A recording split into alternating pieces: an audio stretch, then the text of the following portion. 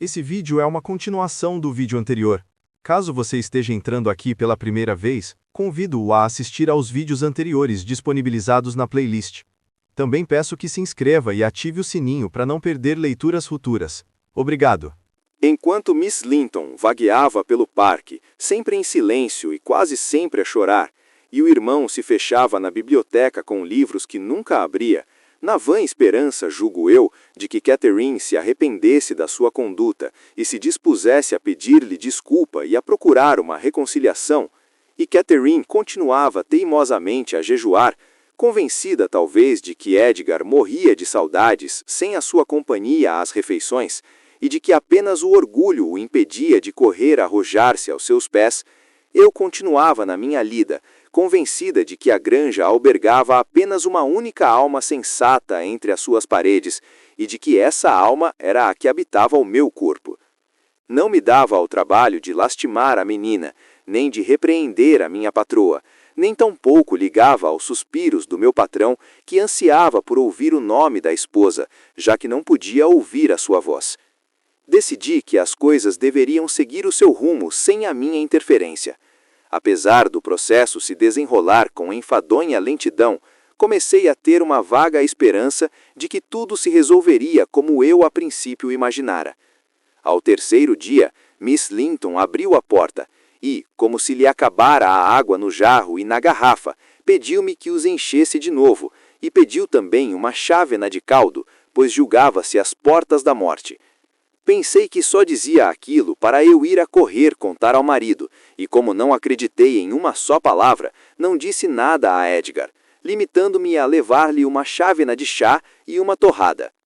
Comeu e bebeu avidamente, depois deixou-se cair de novo na almofada, gemendo e contorcendo as mãos. "Ai, que vou morrer! Ninguém quer saber de mim! Quem me dera não ter comido isto!" exclamou. Pouco depois, ouvi-a murmurar. Não vou nada morrer. Isso queria ele. Não me ama e não sentiria a minha falta. Quer alguma coisa, minha senhora? Perguntei, tentando me manter impassível, apesar do seu aspecto assustador e dos seus modos estranhos e tresloucados. "O que faz aquele ser patético?" indagou, afastando as mechas emaranhadas da cara. "Caiu em letargia ou já morreu?" "Nem uma coisa nem outra", respondi se me referir a Mr. Linton. "Acho que está muito bem, embora as leituras lhe roubem mais tempo do que deviam. Passa o tempo enfronhado nos livros, já que não tem com quem falar." Eu não teria dito aquilo se conhecesse o seu verdadeiro estado, mas não conseguia deixar de pensar que parte da sua loucura era mera representação. "Enfronhado nos livros", repetiu perturbada, "e eu às portas da morte? Meu Deus, tens a certeza de que ele sabe como estou transtornada?" Continuou enquanto contemplava o seu reflexo num espelho pendurado na parede oposta. "É esta Catherine Linton? Julgará que é só mau gênio meu? Que estou fingindo, talvez? Não podes dizer-lhe que corro perigo, Nelly. Se não for tarde demais, assim que souber o que ele sente por mim, escolherei entre morrer de fome, o que apenas será castigo se ele tiver coração, e recuperar-me para sair do país. Estás mesmo a dizer a verdade? Não minta. Ele é mesmo assim tão indiferente ao que me possa acontecer? Minha senhora, o patrão desconhece o seu estado, e é claro que nem sonha que está tentando morrer. Acha que não? E não podes dizer-lhe que o farei? Continuou. Convença-o. Diga-lhe que tens a certeza de que o farei. Não, minha senhora. Esquece-se de que hoje à tarde já comeu alguma coisa, e que por sinal lhe soube muito bem, e que amanhã sentirá os seus bons efeitos.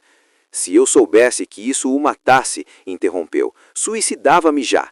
Não preguei óleo nestas 3 noites, e... como sofri! Fui perseguida por fantasmas. Nelly, começo a pensar que não gostas de mim. É estranho. Julgava que, apesar de todos se odiarem e desprezarem uns aos outros, não conseguiam gostar de mim. E em poucas horas tornaram-se todos meus inimigos. Isso é, todos os que aqui moram. Que triste é morrer rodeada por seus rostos de gelo. A Isabela com pavor de entrar neste quarto, pois seria terrível ver Catherine morrer. E o Edgar solenemente à espera de que tudo acabasse. Depois, agradeceria a Deus por ter restituído a paz à sua casa e voltaria para o meio dos seus livros. Não me dirás, em nome de tudo o que tem sentimentos, para que se vai ele agarrar aos livros, estando eu a morrer? Catherine não conseguia compreender a resignação filosófica do marido. De tal modo se exaltou que agravou seu estado de febril loucura e desfez o travesseiro com as dentes. Depois, levantando-se bruscamente, como se a cama estivesse em fogo, pediu-me que abrisse a janela. Estávamos em pleno inverno, e o vento soprava forte do nordeste, recusando-me a cumprir sua ordem. As múltiplas expressões que lhe perpassavam o rosto e as suas mudanças repentinas de personalidade começaram a me preocupar seriamente. Traziam-me à memória a sua antiga doença e as recomendações do médico para que não fosse contrariada. Momentos antes, estava violenta.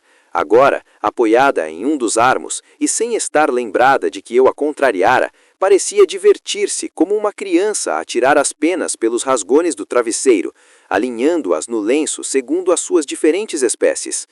A sua mente já não estava ali. Esta é de peru, disse falando sozinha, e esta de pato valgares, e esta de pomba. Ah, com que então põem penas de pomba nos travesseiros, não admira que eu não consiga morrer. Tenho que atirá-lo para o chão quando me deitar. E aqui está uma de lagopede, e esta reconheceria entre 1000, é de pavoncino. Que beleza de ave, esvoaçando por cima nós nos brejos, de volta ao ninho, pois as nuvens já tocavam os montes e pressentia a chuva. Esta pena foi apanhada de uma ursa, a ave não foi alvejada. No inverno, encontramos o ninho cheio de esqueletos pequenos. Heathcliff montou uma armadilha por cima dele e os pais não se atreviam a aproximar-se. Obriguei-o a prometer que depois daquilo nunca mais atiraria sobre um pavoncino, e ele obedeceu-me. Olha, cá estão outras. Ele atirou sobre os meus pavoncinos, Nelly. Alguma delas está vermelha? Ora, deixa ver. Pare com essa criancice, interrompi, tirando-lhe o travesseiro das mãos e voltando os rasgões para o colchão, pois estava tirando penas às mancheiras. Nelly, agora estou te vendo muito velha, de cabelos brancos e toda curvada. Esta cama é a Gruta das Fadas por baixo de Penistone Crag, e tu estás juntando setas para matar os nossos vizinhos, fingindo, enquanto estou por perto, que são apenas flocos de lã. É nisso que vais te tornar daqui a 50 anos. Sei que agora não és assim. Engana-te, não estou delirando. Caso contrário, acreditaria que tu eras mesmo a bruxa Miruxa e que eu estava por baixo de Penistone Crag. Estou certa de que é noite e que há 2 velas acesas na mesa que fazem brilhar como azevite o armazém negro. Que armário negro? Perguntei. Está a sonhar. Está encostado à parede, como sempre, respondeu.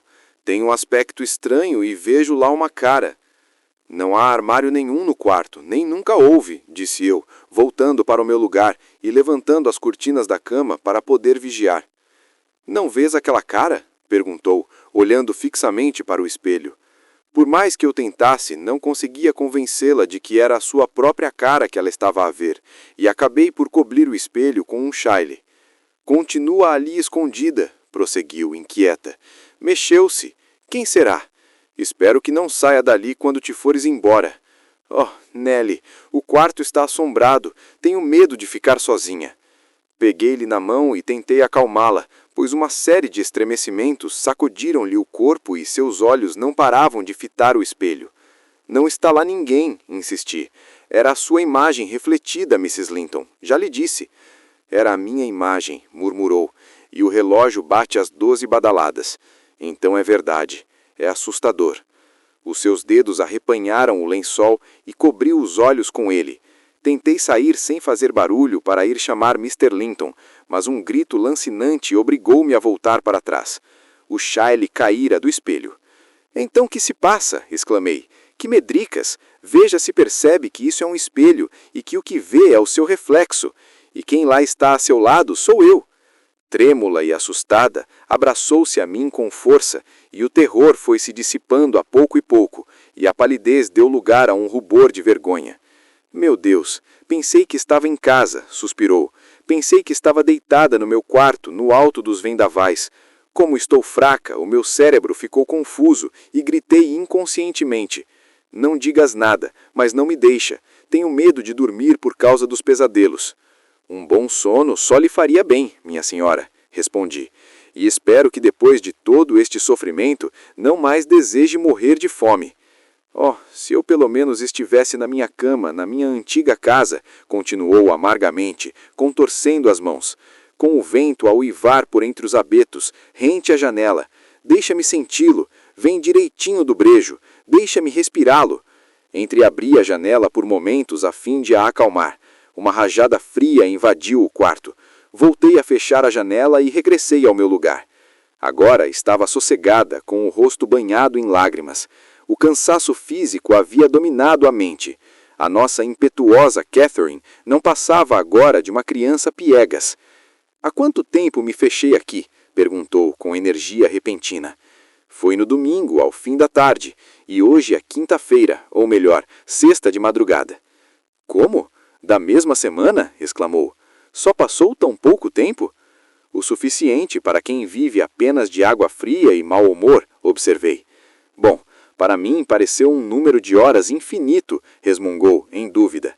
Deve ter passado mais tempo. Lembro-me de estar na sala de visitas depois da discussão e de o Edgar me ter provocado cruelmente e eu ter fugido desesperada para este quarto.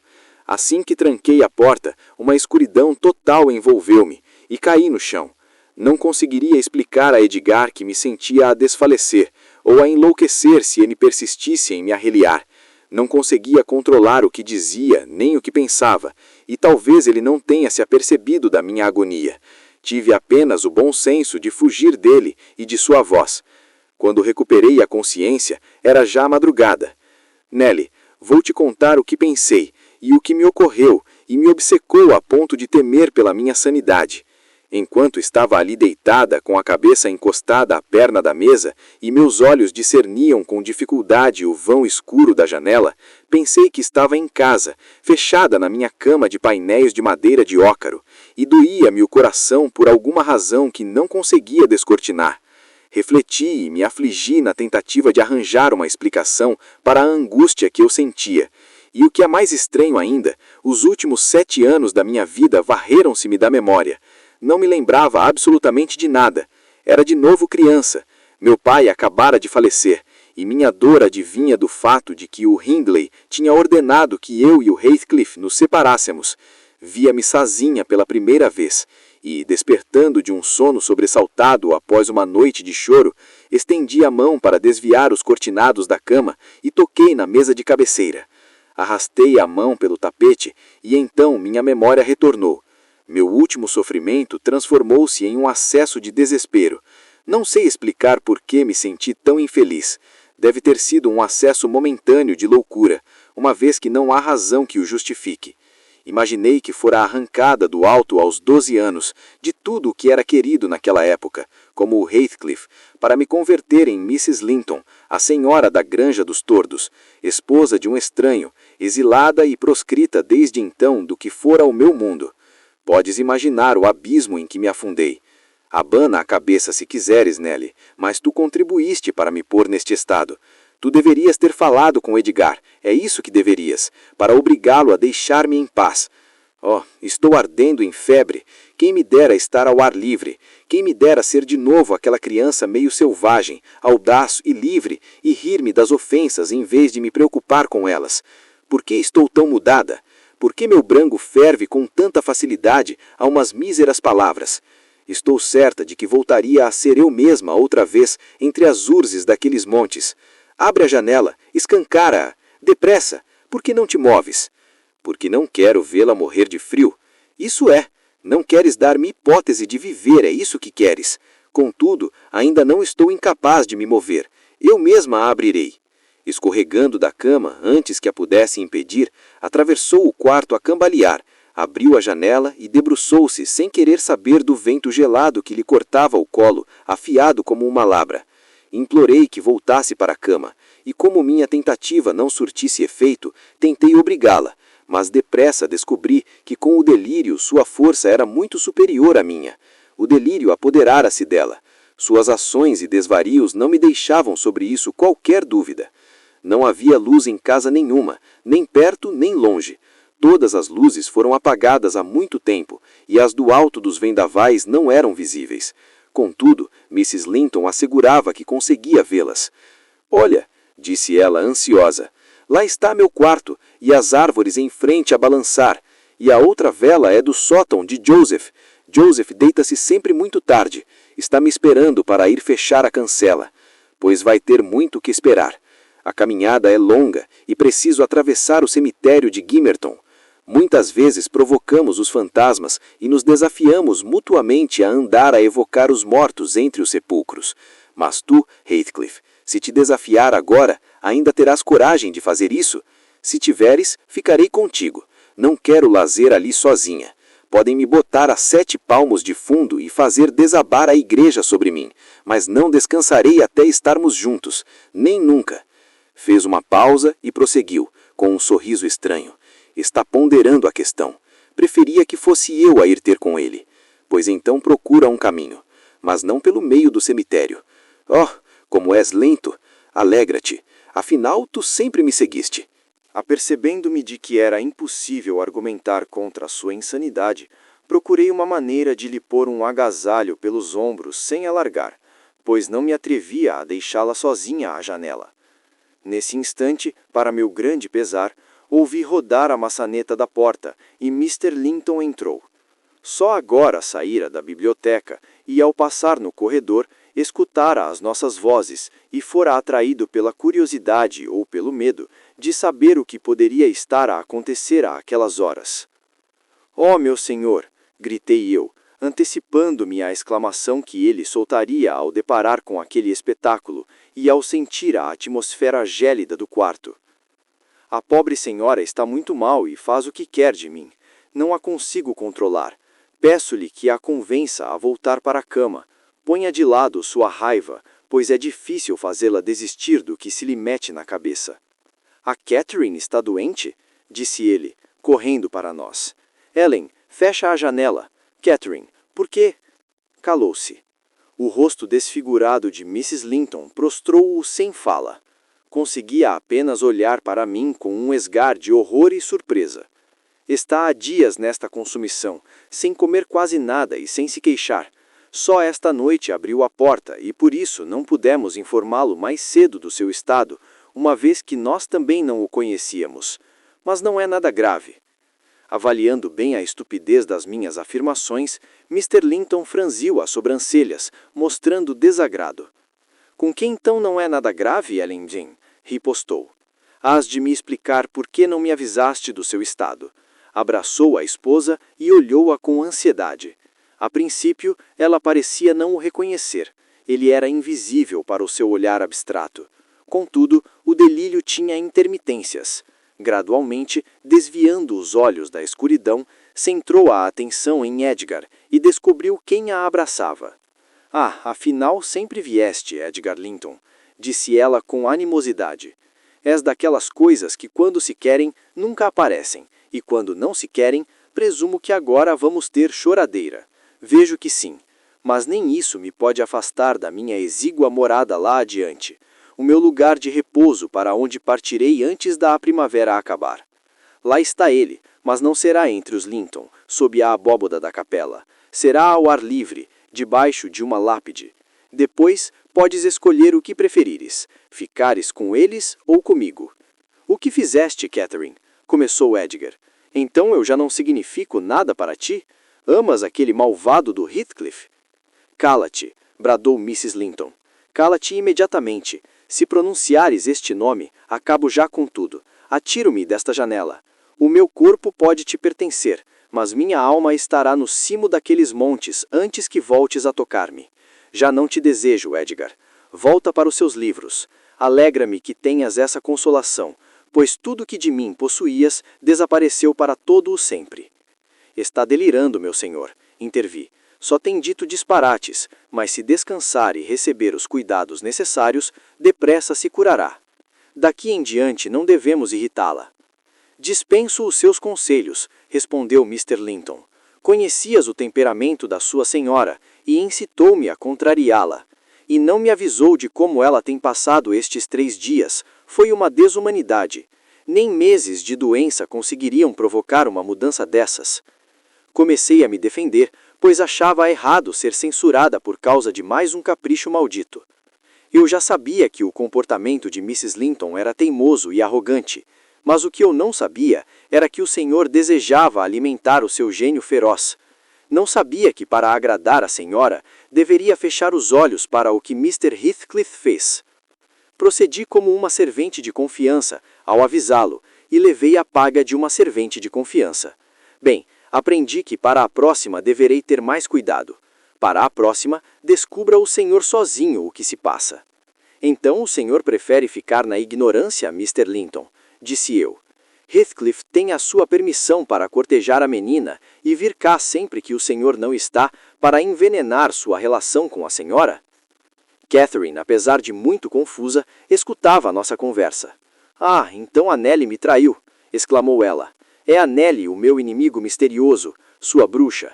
Afinal, sempre é verdade que procurava arqueiros para ferir-nos. Larga-me que eu faço-a arrepender-se. Há de pagar, mas... Em seus olhos acendeu-se uma fúria flamejante e começou a debater-se desesperadamente para se livrar dos braços de Mr. Linton. Achei melhor não me demorar ali mais tempo e, resolvida a procurar ajuda médica por minha conta e risco, saí do quarto. Ao atravessar o quintal, a caminho da estrada, passei num lugar que havia uma argola de amarrar cavalos e vi algo branco a balançar descompassadamente, impelido por outra coisa que não o vento. Apesar de estar com pressa, parei para ver o que era, não fosse eu depois ficar com a impressão de que se tratava de alguma alma do outro mundo. Foi com grande surpresa e perplexidade que descobri, mais pelo tato do que pela visão, a cadelinha perdigueira da menina, a Fanny, enforcada com um lenço e quase sufocada. Soltei o animal o mais rápido que pude e deixei-o no quintal. Eu tinha visto a cadelinha seguir a dona para o quarto e admirei-me por ir encontrá-la ali. Não fazia ideia de quem poderia ter cometido uma maldade daquelas. Enquanto desapertava o nó da argola, pareceu-me ouvir ao longe o galope de cavalos, mas eu já tinha tanto em que pensar que não lhe dei muita importância. Na verdade, porém, era estranho ouvir cavalos naquele sítio às 2 da madrugada. Por sorte, o Dr. Kenneth preparava-se para sair de casa a fim de ir ver um doente quando eu subia à rua. Contei-lhe o que se passava com Catherine e ele veio comigo imediatamente. Era um homem simples e rudo, e portanto não teve nenhum escrúpulo em me dizer que tinha fortes dúvidas de que Catherine escapasse a este segundo ataque, a menos que seguisse as suas instruções melhor do que fizera até agora. Nellie Jean, estou certo de que alguma coisa provocou essa recaída. O que se passou na granja? Correm certos boatos. Uma garota forte como Catherine não adoece sem mais nem menos. Apenas algo de muito grave lhe provocaria essa febre. Como principiou? Mr. Edgar lhe dirá, respondi. O senhor doutor está a par do gênio violento dos Earnshaw, e Mrs. Linton os excede a todos. Posso adiantar-lhe apenas que tudo começou com uma discussão. Foi durante um acesso de cólera que ela teve uma espécie de desmaio, ao menos é o que ela diz, porque no auge da discussão trancou-se no quarto. Depois recusou-se a comer e agora tem delírios e vive meio a dormir. Conhece as pessoas, mas tem a mente cheia de pensamentos estranhos e ilusórios. O Mr. Linton deve estar preocupadíssimo, exclamou o doutor, interrogando-me. Preocupado? Se lhe acontecer o pior, ele não vai resistir, respondi. Não o alarme mais do que o necessário. Bom, eu disse-lhe para ter cuidado, observou. Agora tem que arcar com as consequências por não ter me levado a sério. Ele não tem se encontrado ultimamente com Mr. Heathcliff. Mr. Heathcliff visita a granja frequentemente, mas por ser amigo de infância da senhora, e não porque Mr. Linton preze a sua companhia. E agora, essas visitas terminaram, pois Mr. Heathcliff manifestou umas certas pretensões a respeito de Miss Linton, e julgo que não voltará à granja. E a menina mostrou interesse nele? Foi a pergunta seguinte. Ela não me faz confidências, respondi, relutante em prosseguir a conversa. Sim, de fato ela é reservada, e manejou a cabeça aquiescendo. Guarda para si suas opiniões, mas é uma tonta. Sei de fonte segura que a noite passada, e que linda noite esteve, Ela e Mr. Heathcliff andaram a passear os dois na plantação por trás da casa de vocês por mais de 2 horas, e que ele tentou convencê-la a não voltar a casa e fugir com ele a cavalo. Disseram-me também que ela só o conseguiu desistir dando sua palavra de honra de que estaria preparada no próximo encontro. Para quando estava marcado esse encontro, não conseguiram ouvir, mas avisa Mr. Linton para que tenha cuidado. Estas notícias só me vieram apoquentar ainda mais. Passei à frente do Dr. Kenneth e desatei a correr durante quase todo o caminho de regresso. A cadelinha continuava a ladrar no jardim. Abri-lhe o portão, mas em vez de ir para casa, começou a andar de cá para lá, farejando a relva. Teria fugido para a estrada se eu não a agarrasse e a levasse comigo. Quando subi ao quarto de Miss Isabella, as minhas suspeitas confirmaram-se. O quarto estava vazio. Se eu tivesse chegado umas horas mais cedo e lhe tivesse falado da doença de Catherine, isso tê-la-ia impedida de dar aquele passo insensato. Que poderia eu fazer agora? Tinha ainda uma vaga esperança de os alcançarmos, se agíssemos sem demora. Contudo, não podia ir no encalce e não me atrevia a acordar a criadagem e pôr a casa em polvorosa. Também não podia contar o sucedido a Mr. Edgar, pois já tinha problemas de sobra e o seu coração não ia aguentar esta nova aflição. A única coisa a fazer era ficar calada e deixar que as coisas seguissem seu rumo. Quando o Dr. Kenneth chegou, fui anunciá-lo, ainda com as roupas em desalinho. Catherine dormia um sono perturbado. Mr. Linton havia conseguido acalmar seu acesso de loucura e debruçava-se agora sobre o travesseiro, observando todas as suas mudanças e expressões de dor. Ao examiná-la, o médico mostrou-se bastante seguro de que melhoraria se houvesse à sua volta tranquilidade absoluta. Confidenciou-me que o perigo real que a ameaçava não era a morte, mas sim uma alienação permanente do cérebro. Nem eu, nem Mr. Linton pregamos olho toda a noite. De fato, nem chegamos a ir para a cama, e todos os criados se levantaram muito antes da hora habitual. Andavam pela casa em bicos de pés e falavam uns com os outros em segredo enquanto cumpriam as suas obrigações. Todos estavam a pé, exceto Miss Isabella, cujo sono profundo começou a provocar comentários. O irmão perguntou-me se ela já havia se levantado, parecendo inquieto com sua ausência e magoado por ela mostrar tão pouco interesse pela cunhada. Eu tremia só de pensar que ele podia mandar-me acordá-la, mas foi-me poupado o sofrimento de ser eu a anunciar que ela fugira. Uma das criadas, uma moça irrefletida, que fora bem cedo a Gimmerton a um recado, subiu as escadas ofegante e precipitou-se para o quarto a chorar. Meu Deus, que mais poderá acontecer? Meu senhor, a menina! Pouco barulho, atalhei, irritada com tanto espalhafato. Fala mais baixo, Mary. Que se passa? Perguntou Mr. Linton. Que aconteceu à menina? Fugiu com o tal Heathcliff, disse ofegante. Não pode ser, exclamou Mr. Linton, levantando-se perturbado. Não pode ser, da onde foste buscar tal ideia? Ellen Dean, vai procurá-la, é impossível, não pode ser. Enquanto falava, foi com a criada até a porta e perguntou-lhe outra vez da onde ela havia tirado aquela ideia. Encontrei na estrada um rapaz que entrega aqui o leite, gaguejou, e que me perguntou se nós não estávamos preocupados aqui na granja. Pensei que se referisse à doença da senhora e por isso disse-lhe que sim. E depois ele me perguntou se foi alguém atrás deles. Fiquei espantada. O rapaz viu logo que eu não sabia do que estava falando e me contou então que vira um gentileza e uma senhora no ferreiro a arrumar a ferradura de um cavalo a 2 milhas de Gimmerton, pouco depois da meia-noite. A filha do ferreiro levantou-se para ver quem era e os reconheceu imediatamente. Garantiu que era Mr. Heathcliff. Ninguém podia confundi-lo. De mais da mais, tendo metido na mão do pai 1 libra como pagamento. A senhora trazia um manto pela cabeça, mas o manto caiu quando ela estava bebendo água, deixando-lhe a cara a descoberto. Heathcliff agarrou nas 2 rédeas e partiram o mais rápido que a estrada pedregosa permitia. Naquela altura, a rapariga não disse nada ao pai, mas esta manhã contou a todo mundo. Corri para ir espiar no quarto de Isabella, apenas por descargo de consciência, e quando regressei, confirmei as declarações da criada. Mr. Linton sentou-se novamente na cama, ergueu os olhos quando entrei e adivinhou a verdade na lividez do meu rosto. tornou a baixar os olhos, sem proferir palavra. Devo tomar alguma providência para interceptá-lo e trazer a menina de volta? Perguntei.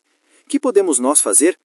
Ela foi de sua livre vontade. Estava no seu direito. Não falemos mais no assunto, pois de hoje em diante ela só é minha irmã de nome.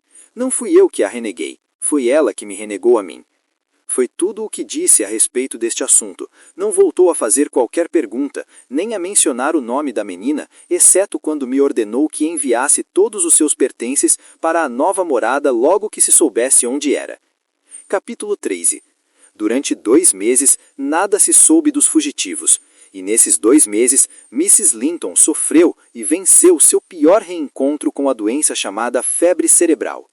Nenhuma mãe teria cuidado de um filho único mais extremosamente do que Edgar cuidou de Catherine. Vigiava à noite e dia, sofrendo pacientemente todos os aborrecimentos que os nervos alterados e uma razão abalada podem causar. Apesar do médico tê-lo avisado de que o gesto de salvá-la da morte só teria como recompensa uma permanente ansiedade no futuro, uma vez que a saúde e as forças tinham que ser sacrificadas à preservação deste mero rapo de homem, Edgar só descansou e ficou mais animado quando soube-a livre de perigo. Passava horas seguidas à cabeceira da mulher, acompanhando suas melhoras e acalentando ilusões de recuperação mental de Catherine para voltar a ser como era. A primeira vez que saiu do quarto, estávamos já no princípio de março. De manhã, Mr. Linton havia colocado uma mancheia de crocos dourados sobre o travesseiro.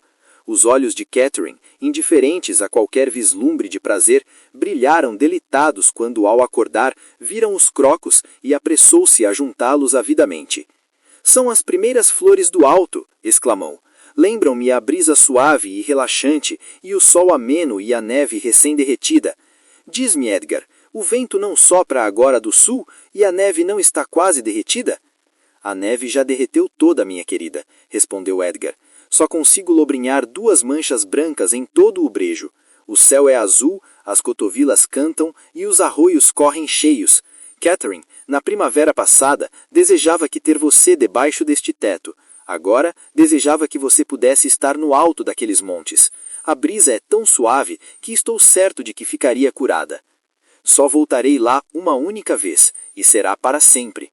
Na próxima primavera, desejarás que tivesse debaixo deste teto e verás como hoje eras feliz. Mr. Linton tratava-a com todo carinho, tentando animá-la, mas ela olhava indiferente para as flores, com as lágrimas a correrem-lhe pelas faces, sem lhes prestar a menor atenção. Sabíamos que estava bastante melhor, e achamos que por isso, ver-se confinada ao quarto aumentaria ceder o seu desânimo, e que poderíamos melhorar a situação se ela mudasse de ambiente. Mr. Linton mandou que eu acendesse a lareira e colocasse uma cadeira ao sol perto da janela, na sala onde há muitas semanas ninguém entrava. Trouxe a senhora para baixo e sentou-a para desfrutar do calor do sol e da lareira. Como era de se esperar, os objetos à sua volta deram-lhe novo ânimo. Apesar de lhe serem familiares, não estavam associados a lúgubres recordações como os do seu odiado quarto de enferma. Ao pôr do sol, via-se que estava exausta, mas não havia argumentos que a convencessem a voltar para cima. Por isso, vi-me obrigada a fazer sua cama no sofá da sala até que se lhe arranjasse um outro quarto. Para lhe poupar a canseira de subir e descer as escadas, preparamos este, onde o senhor está agora, no mesmo andar da sala. Depressa, Catherine se sentiu com forças suficientes para se deslocar de um lado para o outro, apoiada ao braço de Edgar. Na minha opinião, a senhora tinha fortes hipóteses de se recuperar, e eu tudo fazia por isso. E tinha 2 razões para desejar que assim fosse, pois da sua vida dependia uma outra. Nutríamos a esperança de que dentro em breve o coração de Mr. Linton se alegrasse e de que suas terras ficassem a salvo das mãos gananciosas de um estranho com o nascimento de um herdeiro. Devo dizer-lhe que, cerca de 6 semanas após a fuga, Isabella enviou um bilhete ao irmão anunciando seu casamento com Heathcliff. Era um bilhete seco e frio, mas trazia ao fundo, escritos a lápis, uma vaga desculpa e um pedido de reconciliação caso o seu procedimento o tivesse ofendido. Assegurava que não pudera evitar fazer o que fizera e que agora era tarde para voltar atrás. Julgo que Mr. Linton não respondeu a esse bilhete. Passados 15 dias, recebi uma longa carta que achei estranho ter sido escrita pela pena de uma recém-casada e logo após a lua de mel. Vou ler-lhe, pois ainda a tenho em meu poder. As relíquias dos mortos são para nós preciosas, se os estimamos em vida. Querida Ellen, cheguei ontem ao alto dos vendavais e ouvi dizer pela primeira vez que a Catherine tem estado e ainda está muito doente. Julgo que não lhe devo escrever, e o meu irmão ou está muito zangado ou muito desgostoso para me responder. Mas eu tinha de escrever a alguém, e tu foste o meu último recurso. Diz a Edgar que eu dava tudo para voltar a vê-lo, e que o meu coração regressou à Granja dos Tordos passadas 24 horas da minha partida, e que aí continua, cheio de amor por ele e por Catherine. No entanto, não posso fazer o que o meu coração manda. Estas palavras estão sublinhadas. Escusam, portanto, a esperar por mim, e podem tirar as conclusões que quiserem, mas não julguem que é por falta de vontade ou de afeto. O resto da carta é dirigida apenas a ti. Quero fazer-te 2 perguntas. A primeira é a seguinte: como conseguiste preservar os sentimentos próprios da natureza humana enquanto aqui viveste? Eu não partilho qualquer sentimento com os que aqui me rodeiam. A segunda pergunta interessa-me muito. Dize-me, Heathcliff é mesmo um ser humano? Se é, deve ser um louco. Se não é, deve ser um demônio. Não vou te dizer por que faço estas perguntas, mas gostaria de que me explicasse, se puder, como é o homem com que me casei. Farás isso quando vieres a me visitar. Por favor, vem me visitar o mais depressa possível, Ellen. Não escreva. Vem me visitar e traga notícias de Edgar. E agora contarei-te como fui recebida em meu novo lar, isto é, no alto dos vendavais. Quando me referir à falta de comodidades, não quer dizer que isso seja o que mais me preocupa. Só me lembro delas quando sinto sua falta.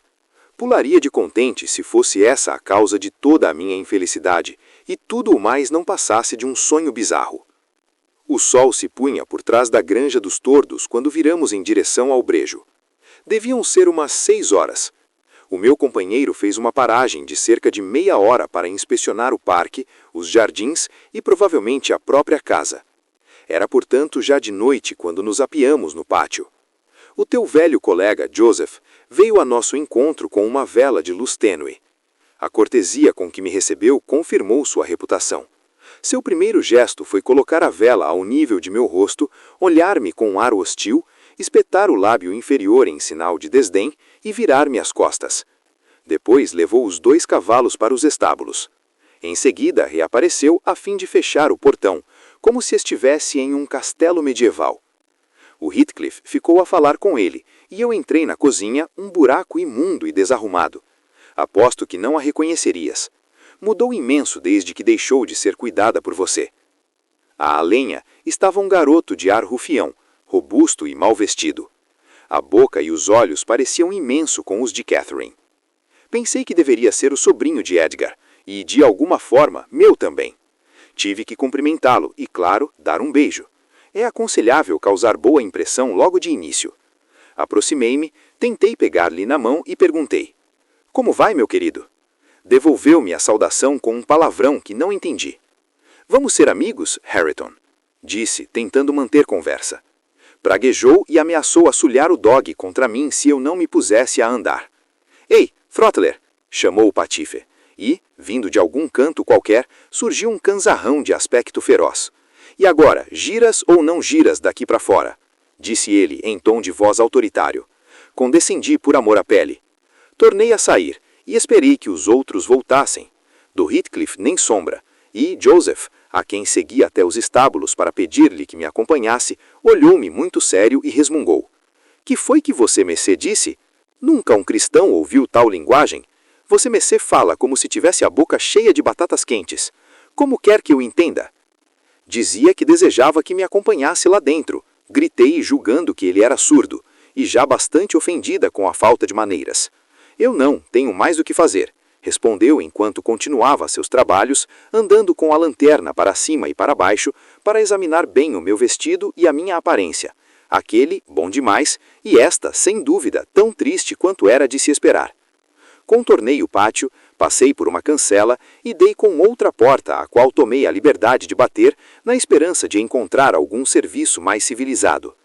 Após um momento de ansiedade, surgiu à porta um homem alto e esquelético, sem laço ao pescoço e muito mal arrumado. Suas feições se escondiam entre os cabelos desgrenhados que lhe chegavam aos ombros, e os olhos dele eram como espectros de Catherine, com toda a sua beleza aniquilada. "Que deseja daqui?" perguntou com agressividade. "Quem é a senhora?" "Meu nome era Isabella Linton", respondi. "O senhor já me viu antes. Casei há pouco com Mr. Heathcliff, e ele trouxe-me para cá, julgo, com o seu consentimento." "Então já regressaram?" perguntou o eremita, olhando-me com olhos penetrantes, qual lobos faminto. "Sim, acabamos de chegar", respondi. Mas ele me deixou à porta da cozinha e, quando me preparava para entrar, o seu filho pôs-se de sentinela e me afugentou com a ajuda de um dog.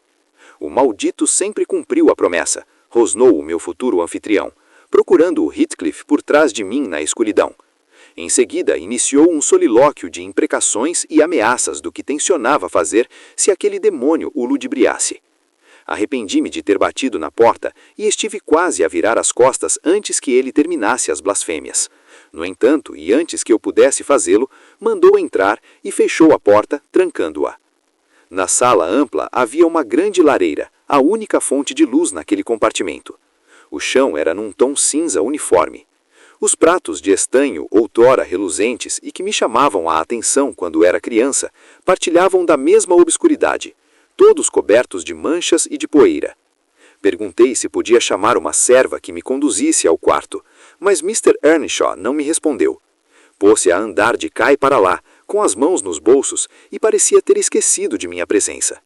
Sua abstração era de tal profundidade e o seu aspecto tão misantrópico que tremia só de pensar em incomodá-lo novamente. De certo, não te admirarás, Ellen, de me ter sentido tão infeliz ao me ver sozinha em um lugar tão hostil, e pensar que a 4 milhas estava minha casa, com as únicas pessoas que amo. Tanto fazia que separássemos o Atlântico ou estas 4 milhas, pois não me era possível transpô-las. Perguntava-me a mim mesma onde poderia encontrar consolo. Não contes nada disto para Edgar nem para Catherine.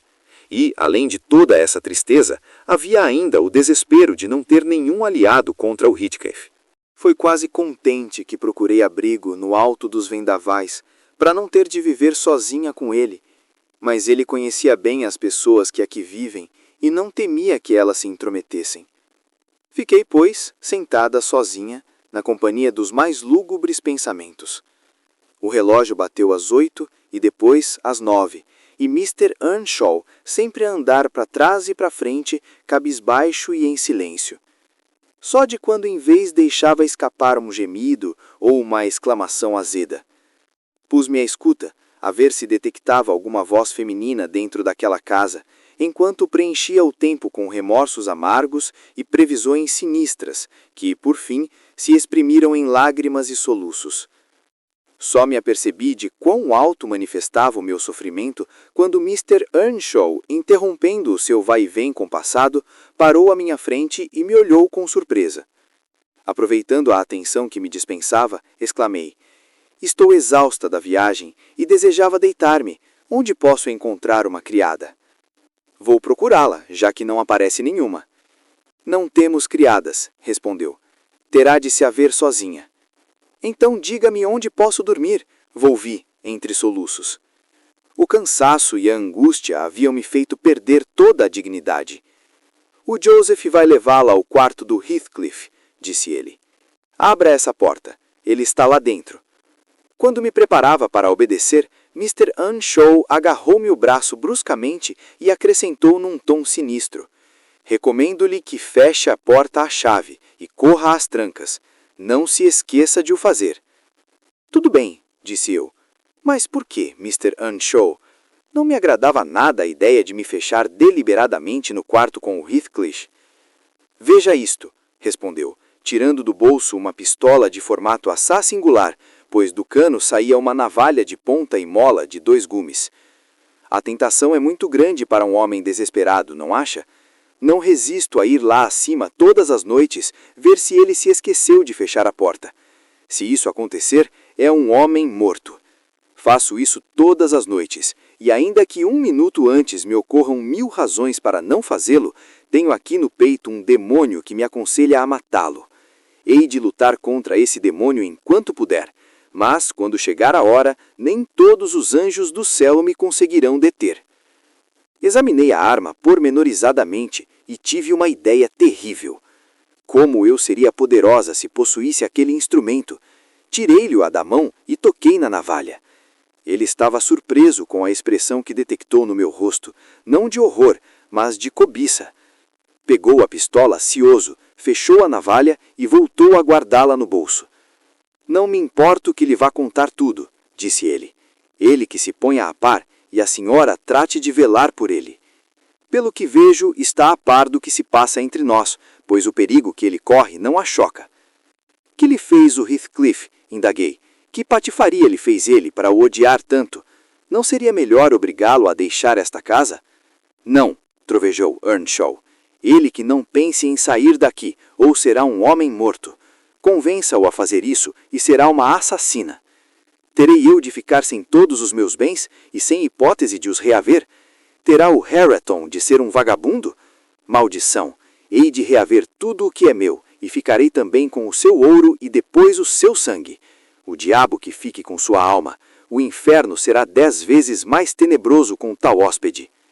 Ellen, tu já me falado dos hábitos do seu antigo patrão. Não há dúvida que ele está ficando louco. Pelo menos ontem à noite estava. Toda eu tremia só de estar ao pé dele e achava que, apesar da grosseria do criado, a sua companhia era bem mais agradável. Earnshaw recomeçou o seu vai e vem. Eu abri o ferrolho e escapuli-me para a cozinha. Fui encontrar o Joseph debruçado sobre o fogo, a espreitar para dentro de uma grande panela baloante.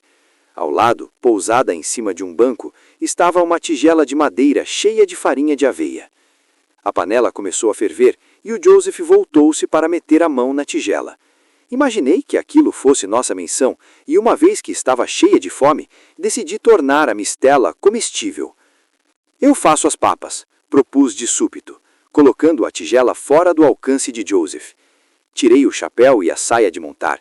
Mr. Earnshaw me disse para cuidar de mim mesma, pois é o que vou fazer. Se estar à espera de que me sirvam, morrerei de fome.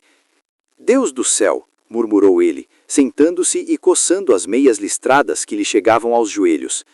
Se eu vou ter de andar às ordens de uma patroa, agora que já estava acostumado a 2 patrões, tá na hora de me pôr a andar daqui para fora. Nunca pensei ver o dia de abandonar este buraco, mas vejo que esse dia não tarda. Sem fazer caso das suas lamúrias, meti mão à obra, suspirando ao relembrar o tempo em que aquilo era uma joia para mim. Mas tentei afugentar o pensamento. Recordar alegrias passadas afligia-me, e para afastar tais pensamentos, fazia girar cada vez mais rápido o colherão enquanto lançava para a água mancheias de farinha. Joseph observava as minhas artes culinárias com indignação crescente. Pronto, exclamou. Ai, Hareton, Hareton, esta noite não pode comer as papas de tão encaroçadas que hão de ficar. Olhem-me só para isso. Já agora, por que Vossa Mecê não atira lá para dentro a tigela e tudo? Pimba, pimba, é milagre o fundo ainda não ter caído. Devo confessar que as papas não tinham lá muito bom aspecto quando vazadas nos pratos. Enchemos 4 pratos e fomos buscar um jarro de leite fresco da covaria. O Hareton logo se assenhoreou do jarro e começou a beber soberbamente, deixando escorrer o leite pelo queixo. Repreendi-o e disse-lhe que deveria ter uma caneca só para ele, pois não estava disposta a beber o leite depois de conspurcado. Mas o cínico do velho mostrou-se indignado com o meu preconceito de higiene e tratou de me dizer que o catrio era tão bom quanto eu, e ainda mais saudável. Depois, perguntou-me como podia eu ser tão presunçosa. Entretanto, o malvado do garoto continuou a sorver o leite, olhando-me com ar de desafio e babando-se para dentro do jarro. Vou comer em outro lugar, disse eu. Não há nenhum lugar a que se possa chamar de uma sala de estar. Uma sala de estar. Arremedou-me o Joseph. Uma sala de estar. Não, aqui não temos salas de estar. Se não lhe agrada a nossa companhia, tem a do patrão. E se não gosta da do patrão, tem de se contentar com a nossa. Então vou lá para cima, respondi. Leve-me a um quarto qualquer. Pus meu prato numa bandeja e fui buscar mais leite. Sempre a resmungar, Joseph levantou-se e subiu as escadas à minha frente. Subimos até o último andar. De vez em quando, Joseph abria uma porta e espreitava. Cá está um quarto, disse, por fim, empurrando uma velha porta desengonçada. Serve muito bem para você comer as papas. Há um monte de grão já joiado ali no canto. Se tiver medo de sujar suas roupas de seda, abra um lençol e assente-se. O quarto era uma espécie de arrecadação com um forte cheiro de malta e cereais. Havia sacos empilhados a toda a volta e um grande espaço livre no meio. Deve estar louco, exclamei, olhando furibunda para o velhaco do velho. Isso é lá sítio onde se durma? Leve-me a um quarto decente. Um quarto decente, arremedeu-me, troça. Você já viu todos os quartos decentes que temos. Olhe, este aqui é o meu. E mostrou-me um outro compartimento que só se diferenciava do primeiro pelas paredes serem mais nuas e uma cama larga e baixa, sem cortinas e com um cobertor azul aos pés. Que importa que eu saiba onde o seu quarto é? Retorqui. Suponho que o Mr. Heathcliff não durma nas águas furtadas ou dorme. Ah, é o quarto do patrão que você quer? Gritou ele, como se tivesse feito uma descoberta. Não podia ter dito isso antes? Já teria lhe dito que é o único quarto que não posso lhe mostrar, porque está sempre fechado à chave e só Mr. Heathcliff lá entra. Que bela casa esta, Joseph! Não pude deixar de exclamar. E que simpáticos os seus ocupantes! Eu devia estar doida varrida no dia que me liguei a um deles, mas isso agora não importa. Deve haver mais quartos. Por amor de Deus, dê-me um qualquer. Ele não respondeu à minha súplica. Limitou-se a descer os degraus de madeira e a parar à porta de um quarto que, pela qualidade superior da mobília, devia ser o melhor da casa. Tinha no chão um tapete de boa qualidade, mas o desenho mal se distinguia por baixo das camadas de poeira. Havia também uma lareira orlada com uma cercadura de papel recortado a cair aos bocados, uma imponente cama de carvalho com amplas cortinas carmesim de um tecido caro e modelo atual. Mas era óbvio que tinham tido muito uso, pois as samefas pendiam em festões, arrancadas das argolas, e o varão de ferro estava descaído para um dos lados, fazendo o tecido arrastar no chão. As cadeiras estavam também muito maltratadas, e as paredes apresentavam moças profundas. Preparava-me já para entrar quando o palerma do meu guia anunciou: "Este é o quarto do patrão." Nesta altura, a minha refeição tinha já arrefecido, o meu apetite desaparecera, e eu perdera a paciência. Insisti para que me mostrasse um lugar qualquer onde eu pudesse repousar. "Deus nos acuda", resmungou o velho. "Onde diabo quer que a meta? Sabe que é muito maçadora? Já viu tudo menos o cubículo do Harrington. Não há mais buraco nenhum nesta casa." Estava tão enervada que atirei com o prato ao chão. Depois, sentei-me no cimo das escadas, escondi a cara entre as mãos e desatei a chorar. "Bonito serviço", exclamou Joseph. "Quando o patrão vir esta louça quebrada, vamos ouvir das boas. Que maldade a sua! Devia fazer penitência até o Natal por estragar as dádivas de Deus Nosso Senhor com os seus assomos de mau gênio. Mas ou muito me engano, ou você depressa há de amansar. Julga que Mr. Heathcliff lhe vai perdoar tais desmandos? Só queria que ele a apanhasse nisto, só queria." E depois foi-se embora para a cozinha, deixando-me na escuridão. O período de reflexão que se seguiu a esta cena patética levou-me a admitir a necessidade de dominar o meu orgulho e a minha raiva, e de fazer desaparecer todos os vestígios do meu impensado ato de desespero. Uma ajuda inesperada apareceu-me na forma de Throttler, que reconheci como sendo filho de nosso velho Skulker. Fora criado à granja e meu pai oferecera-o a Mr. Hindley. Creio que me reconheceu.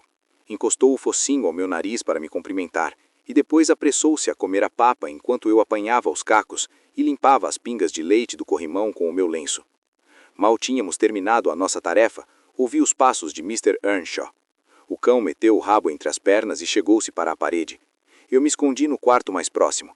Os esforços do cão para passar desapercebido foram inúteis, conforme depreendida pela sua corrida escada abaixo, depois de umas ganidelas. Eu tive mais sorte.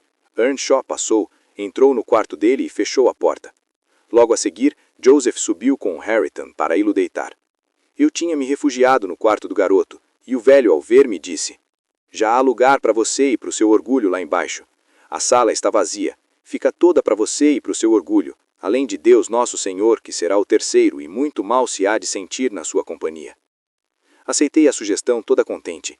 Atirei-me para cima de uma cadeira perto da lareira e não tardei a adormecer.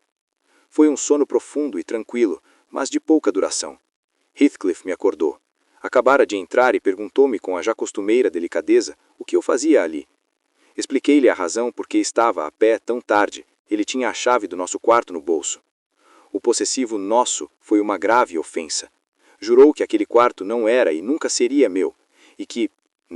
Não me atrevo a repetir suas palavras, nem a descrever seu comportamento habitual. O Heathcliff é incansável em fazer crescer o ódio que eu sinto por ele. Aguro que um tigre ou uma serpente venenosa não me assustariam mais. Contou-me da doença de Catherine e disse que a culpa era do meu irmão, e que se vingaria em mim enquanto não pudesse deitar-lhe a mão. Como o odeio! Sou uma desgraçada. Que tola que fui! Não conte nada disto na granja. Espero-te a todo momento. Não me decepciones. Isabela. Capítulo 14. Assim que acabei de ler esta carta, fui informar o patrão de que a irmã chegara ao alto dos vendavais e me escrevera uma carta dizendo o quanto lamentava o estado em que se encontrava Mrs. Linton e desejava muito vê-lo. Mostrava-se também esperançosa em que ele me enviasse por mim o mais rápido possível um sinal de perdão. Perdão? Exclamou Linton. Não tenho nada a perdoar-lhe. Ellen, se quiser pode ir ainda esta tarde ao alto dos vendavais e dizer-lhe que não estou zangado, mas tão só triste por tê-la perdido. Acima de tudo, porque acho que ela jamais será feliz. Ir a vê-la, porém, está completamente fora de questão, uma vez que estamos separados para sempre. E se quiser realmente fazer-me um favor, que tente persuadir o canalha com quem casou a deixar esta região. E ele não quer ao menos escrever-lhe um bilhetinho? Perguntei, quase implorando. Não, respondeu. É desnecessário. O nosso contato com a família de Heathcliff deve ser tão raro quanto o da família dele com a minha. Não deve existir sequer. A frieza de Mr. Edgar me deprimiu demais, e no caminho da granja para o alto dos vendavais, dei voltas à cabeça para descobrir uma maneira de, ao repetir o recado, pôr mais sentimento nas palavras dele e amolecer sua recusa em escrever algumas linhas para confortar a irmã. Era capaz de jurar que estava à minha espera desde o manhã. Vi-a espreitar por detrás da janela, e acenei-lhe ao atravessar o jardim, mas ela se afastou como se receasse estar sendo observada. Entrei sem bater na porta. Nunca tinha visto aquela sala, outrora tão alegre, tão sinistra e tão sombria. Confesso que se estivesse no lugar da jovem senhora, teria pelo menos varrido o chão e espanado as mesas com um pano. Mas o espírito de desleixo já se tinha apoderado dela. O seu belo rosto estava pálido e tinha um ar de indiferença. As mechas de cabelo longo e liso caíam-lhe pela face abaixo, mantendo-se outras atabalhoadas enromadas ao redor da cabeça. Provavelmente ainda não tinha mudado de roupa desde que chegara. Hindley não estava. Mr. Heathcliff, sentado à mesa, folheava alguns papéis. Quando cheguei, levantou-se e perguntou-me como tinha passado, mostrando-se afável e oferecendo-me uma cadeira. Era o único que tinha um ar decente. Julgo, inclusive, que nunca o vira com melhor aspecto. As circunstâncias alteraram tanto a situação que um estrangeiro o tomaria a ele por um cavalheiro de nascimento e educação, e a mulher por uma desleixada. Isabela correu para mim para cumprimentar-me, de mão estendida para receber a desejada carta. Abanei a cabeça negativamente, mas ela não entendeu e foi atrás de mim até o louceiro, onde pousei minha toica. E, num sussurro, pediu-me para que lhe desse o bilhete que trouxera. Heathcliff, percebendo o que se passava, disse: Nelly, se trouxer alguma coisa para Isabela, entregue-a. Não precisam fazer segredo. Entre nós não há segredos. Lamento, mas não trouxe nada, disse, pensando que seria melhor dizer logo a verdade de uma vez por todas. Meu patrão ordenou-me que dissesse à irmã que não esperasse da parte dele nenhuma carta ou visita. Minha senhora, o seu irmão deseja-lhe as melhores felicidades e perdoa-lhe todo o sofrimento que a senhora lhe causou. Mas acha que daqui em diante o melhor é cortar as relações entre as duas famílias, pois nada de bom daí virá se forem mantidas. O lábio de Mrs. Heathcliff tremeu ligeiramente e ela voltou a sentar-se junto da janela. Seu marido encostou-se ao rebordo da chaminé, perto de mim, e começou a me perguntar acerca de Catherine. Contei-lhe o que achei que podia contar, fatos relacionados à origem da sua doença, e a culpei-a como merecia por atrair a desgraça para si própria. Terminei dizendo que esperava que ele seguisse o exemplo de Mr. Linton, evitando daí em diante futuras intromissões na família dele. Mrs. Linton está a recuperar, mas nunca mais será a mesma. Contudo, a sua vida já não corre perigo. Se realmente ainda tem algum respeito por ela, não ouse atravessar-se-lhe no caminho.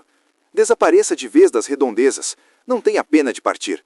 Desde já o aviso de que Catherine Linton está tão diferente da sua amiga Catherine Earnshaw como esta é diferente de mim.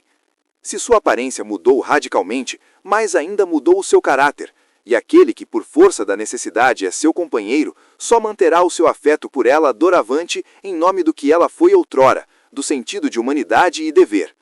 É possível, retorquiu Heathcliff, esforçando-se por parecer calmo. É possível que o teu patrão não sinta por ela mais do que sentido de dever e humanidade. E acaso julgas que vou deixar Catherine entregue ao sentido da humanidade e dever do marido? Achas possível comparar o que eu sinto por ela com o que ele sente?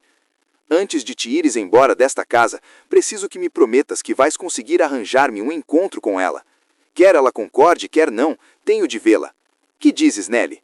Eu digo que o senhor não deve fazer tal coisa, e muito menos por meu intermédio.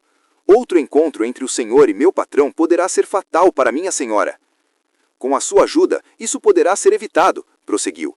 E se isso acarretar algum perigo, se ele lhe causar mais preocupações, então todos os meus atos extremos estarão justificados. Quero que me digas com toda a sinceridade se Catherine sofreria muito se o marido morresse. Este é o meu único receio, e por isso me abstenho de qualquer ato. Assim se pode ver a diferença entre os nossos sentimentos. Se eu estivesse no lugar dele, e ele no meu, embora o odeie profundamente, jamais levantaria um dedo que fosse contra esse homem. Acredite se quiser, eu nunca o teria banido da vida dela, se isso fosse contra a sua vontade. No momento em que o interesse dela acabasse, arrancaria-lhe o coração e beberia-lhe o sangue. Mas, por ora, se não acredita em mim, é porque não me conhece. Porém, enquanto tal não acontecer, prefiro morrer a tocar-lhe em um só fio de cabelo que seja. E então, interrompiu, não tem quaisquer escrúpulos em deitar por terra todas as nossas esperanças numa completa recuperação da senhora, avivando-lhe recordações, agora que ela quase o esqueceu, reacendendo angústias, discórdias e escândalos. Nelly, achas que Catherine me esqueceu mesmo? Perguntou ele. Sabes bem que não. Sabes tão bem como eu que por cada minuto que ela perde em pensar no Linton, gasta 1000 em pensar em mim. No período mais infeliz da minha vida, ou seja, no verão passado, tive a sensação de que ela me esqueceu, temor que me perseguiu desde que vim morar para aqui. Porém, somente a sua confissão me faria admitir esta ideia hedionda. E se assim fosse, que importância teriam Linton, Hindley e todos os sonhos que construí? Só 2 palavras poderiam descrever o meu futuro: morte e inferno. A minha vida depois de perdê-la seria um inferno. Todavia, cheguei a pensar que ela desse mais valor à amizade de Edgar do que à minha. Que loucura! Nem que ele a amasse com toda a força da sua vil existência, seria capaz de amá-la tanto em 80 anos como eu em um só dia. Catherine tem um coração tão grande quanto o meu. Seria mais fácil meter o mar dentro de uma selva que toda a afeição dela ser monopolizada por ele. O sentimento que ela nutre pelo marido é pouco mais do que o que ela nutre pelo cão ou pelo cavalo. Não faz parte da natureza dele ser amado como eu sou. Como Catherine pode amar o que esse homem não possui? Catherine e Edgar sentem um pelo outro o que qualquer casal sente, gritou Isabela, inesperadamente. Ninguém tem o direito de falar assim do meu irmão, e muito menos na minha presença sem que eu me manifeste. O seu irmão também é muito seu amigo, não é? Observou Heathcliff com desdém. Deixou-a sozinha no mundo com surpreendente desenvoltura. Ele não sabe quanto sofro, respondeu ela. Nunca lhe o disse. Mas deve ter dito alguma coisa, pois tem escrito para ele, não é? Escrevi para lhe comunicar que tinha me casado. Você viu o bilhete. E nunca mais lhe escreveu desde então? Não. A menina parece mais triste desde que casou, acrescentei. Desconfio que aqui há alguém que não a ama como deveria. Claro que sei quem é esse alguém, mas talvez não deva dizê-lo. Só pode ser ela mesma, retrucou Heathcliff. Está se tornando insuportável. Deu cabo de tentar me agradar. Pode não acreditar, mas na própria noite de núpcias, chorou para voltar para casa.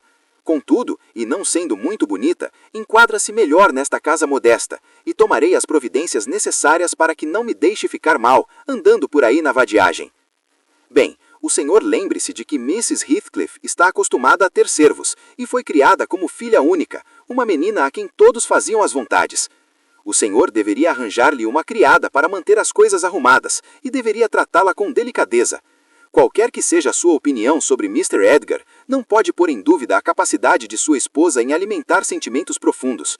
Caso contrário, não teria abandonado os amigos e o conforto da sua antiga casa para se instalar consigo neste ermo de livre vontade. Abandonou tudo para trás de uma ilusão. Fez dela um herói românico, esperando com descendência ilimitada da minha devoção e cavalarismo. Não consigo imaginá-la como uma criatura racional, já que tão obstinadamente se agarrou a uma ideia fantasiosa do meu caráter e agiu de acordo com as falsas imagens em que acreditava. Mas acho que finalmente começa a me conhecer.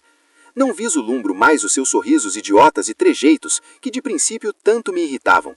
Nem sua insensata incapacidade de discernir sinceridade nas minhas palavras, quando lhe dava a minha opinião sobre ela mesma e sua paixão doentia. Foi necessário um rasgo de perspicácia para descobrir que eu não a amava. A certa altura, cheguei a pensar que nada a faria entender isso. Mesmo assim, aprendeu mal a lição, pois hoje de manhã me informou de um rasgo de inteligência que finalmente eu tinha conseguido que ela me odiasse. Um trabalho de Hércules, pode crer. Se conseguir isso, tenho que lhe agradecer. Posso confiar em ti, Isabela? Tem certeza que me odeia? Se te deixasse sozinha por meio-dia, não voltarias para mim com suspiros e lamentos? Bem sei que ela preferia que eu me mostrasse afetuoso à sua frente. Fere o problema ver a verdade assim exposta. Mas eu não me importo que se saiba que a paixão não é recíproca, e nunca lhe ocultei a verdade. Ela não pode acusar-me de simular uma falsa gentileza, pois a primeira coisa que me viu fazer quando me vinha embora da granja foi enforcar sua cadelinha, e, quando me suplicou que não o fizesse, as primeiras palavras que proferi foram que desejava poder enforcar todos os membros de sua família, exceto um. Possivelmente pensou que ela era a exceção. Mas nenhuma brutalidade a impressionou. Suponho que possui uma admiração inata por brutalidade, desde que ela mesma se sinta segura. Não é o cúmulo do absurdo e da estupidez que esta criatura servil e mesquinha pudesse pensar que eu a amava? Nelly, diga a seu patrão que eu nunca na minha vida conheci uma pessoa tão abjeta quanto ela. É a vergonha do bom nome da família Linton, e que, às vezes, só por pura falta de imaginação, me abstenho de continuar minhas experiências para ver até que ponto ela é capaz de suportar humilhações e, nunca obstante, voltar para mim a rastejar, com o rabinho entre as pernas. Diga-lhe também que aquiete seu coração de irmão e de magistrado, pois eu me manterei dentro dos limites da lei. Até o momento, tenho evitado dar-lhe qualquer pretexto para que ela possa requerer a separação, e, além disso, ela não agradeceria a ninguém que viesse separar-nos. Se ela quiser partir, é livre de fazê-lo. O incômodo da sua presença é bem maior do que o prazer de poder atormentá-la. Mr. Heathcliff, disse eu, depois de tudo que me disse, não posso crer que esteja no seu perfeito juízo, e a sua esposa provavelmente está convencida de que o senhor está louco. Só por essa razão tem ela suportado tudo pacientemente. Mas agora que tem autorização para se ir embora, sem dúvida alguma o fará. A senhora não está assim tão enfeitiçada ao ponto de ficar com este homem de livre vontade, ou será que está? Cuidado, Ellen, respondeu Isabela com os olhos cintilhantes de raiva. Pela expressão do seu rosto, não restavam dúvidas do total sucesso do marido em conseguir que ela o odiasse. Não acredites numa só palavra que ele diz. Ele não é um ser humano, é uma criatura maquiavélica e mentirosa, um autêntico monstro. Já me disseram que podia tê-lo deixado há mais tempo. Cheguei a tentar, mas não me atrevo a repetir a experiência. Só te peço que me prometas, Ellen, que não vais contar uma só palavra dessa conversa ao meu irmão ou a Catherine. Por mais que ele queira esconder suas intenções, o que ele realmente deseja é levar Edgar ao desespero. Diz que casou comigo só para ter poder sobre ele, mas não o conseguirá, nem que eu morra primeiro. Só espero e prezo que ele descuide sua prudência diabólica e me mate. Os únicos desejos que consigo albergar são morrer ou vê-lo morto. Aí está, já chega por agora, disse Heathcliff. Se fores chamada a depor em tribunal, lembra-te das palavras dela, Nelly. E repara bem na expressão do seu rosto. É a mais adequada para o que me convém. Não, Isabela, você não está em condições de seres independente, e eu, sendo o seu tutor legal, tenho que te manter sob minha custódia, por mais desagradável que possa ser essa obrigação. Vai lá para cima, que eu tenho que falar em particular com a Ellen Dean. Não é por aí, é lá para cima, já te disse. Então esse é o caminho para o andar de cima? Agarrou-a e empurrou-a para fora da sala, posto que regressou a resmungando. Não tenho um pingo de compaixão, não tenho um pingo de compaixão. Quanto mais os vermes se enroscam, mais me apetece esmagá-los. Dir-se-ia uma dentição moral. Quanto mais força faço a ranger os dentes, tanto maiores as dores que sinto. O senhor sabe o significado da palavra compaixão? Perguntei eu, apressando-me a ir buscar minha touca. Alguma vez na vida sentiu compaixão por alguém? Pois isso outra vez, atalhou ele, percebendo-se da minha intenção de partir. Não te vais já embora, Nelly. Anda cá. Tenho que persuadir-te a me ajudar a mim e a Catherine o mais rapidamente possível. Juro que não tenho más intenções. Não quero causar-lhe mais problemas, nem exasperar ou insultar Mr. Linton. Só quero ouvir da boca dela como se sente e por que razão ficou enferma, e perguntar-lhe se lhe poderei ser útil em alguma coisa. Na noite passada estive 6 horas no jardim da granja, e esta noite vou voltar lá, e todas as noites seguintes até conseguir entrar. Se me cruzar com Edgar Linton, não hesitarei em dar um murro com toda a força, de forma que ele não me incomode enquanto eu estiver lá. E se os criados oferecerem resistência, mostrarei-lhes esta pistola. Mas diz lá, não seria melhor evitar o confronto com os criados e com o patrão? Você poderia consegui-lo facilmente. Avisarei-te quando chegar, e tu me deixas entrar a socatão assim que ela estiver sozinha, e fica de sentinela até eu me ir embora. Fica com a consciência tranquila, pois assim evitarás muitos conflitos. Protestei novamente, recusando desempenhar um papel de traidora na casa do meu patrão, além de que estaria com o meu gesto a alimentar sua crueldade e egoísmo, deixando-o perturbar a tranquilidade de Mrs. Linton por mero capricho. Até as coisas mais corriqueiras lhe causam angústia e sofrimento, disse eu. Ela está muito nervosa e tenho certeza que não aguentaria a surpresa. Não insista, Mr. Heathcliff, senão verei-me obrigada a alertar meu patrão quanto às suas intenções, e ele tomará as devidas precauções para proteger a casa e os que lá moram de intrusões não autorizadas. Então tomarei também as minhas devidas precauções para me proteger de você, exclamou Heathcliff. Não sairás daqui até amanhã de manhã. A história que me contaste é completamente descabida. Com que Catherine não suportaria me ver? Como não desejo surpreendê-la, deves prepará-la para o nosso encontro. Pergunta-lhe se posso ir visitá-la. Dizes que nunca mencionas o meu nome e que ninguém o pronuncia em sua presença. A quem deveria ela mencioná-lo se eu sou assunto proibido naquela casa? Ela acha que todos são espiões do marido, e não tenho nenhuma dúvida de que todos vocês lhe fazem a vida no inferno. Posso adivinhar pelo seu silêncio o que ela sente. Dizes que está muitas vezes inquieta e ansiosa. Isso é prova de tranquilidade? Falas-me do seu espírito perturbado. E como raios querias que estivesse se vive em uma isolação aterradora? E aquela criatura insípida e mesquinha a tratar dela por dever e humanidade, por compaixão e caridade. Mais lhe valia plantar um carvalho em um vaso de flores e esperar que ele crescesse, que imaginar que lhe poderia restituir a vitalidade com seus carinhos. Vamos combinar tudo muito bem.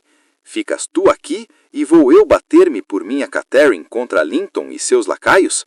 Ou continuas a ser minha amiga como até agora e fazes o que te peço? Vai, decide-te. Não há motivo para eu perder nem um minuto a mais se continuares a ser teimosa. Olhe, Mr. Lockwood, eu queixei-me, discuti e recusei 50 vezes o que ele me pedia. Mas depois de tanto me negar, acabei por ceder. Comprometi-me a levar uma carta dele à minha senhora e, se ela consentisse, prometia-lhe que o avisaria da próxima ausência de Mr. Linton e de quanto tempo se demoraria ele por fora, para Heathcliff tentar entrar como pudesse. Eu não estaria presente e meus colegas estariam igualmente fora do caminho. Está isto certo ou errado? Eu temia que estivesse errado, mas era necessário, pois com a minha cumplicidade evitavam-se mais conflitos e poderia ainda contribuir para uma evolução favorável da doença mental de Catherine. Lembrei-me então da repreensão severa de Mr. Edgar por eu ter lhe contado certas histórias e tentei afastar a inquietação, repetindo a mim mesma frequentemente que seria esta a última vez que trairia sua confiança. Mesmo assim, o meu retorno foi mais triste do que a vida, e hesitei muito antes de entregar a carta a Mrs. Linton. Aí vem o Dr. Kenneth, Mr. Lockwood. Vou mesmo para baixo dizer que o senhor melhorou bastante.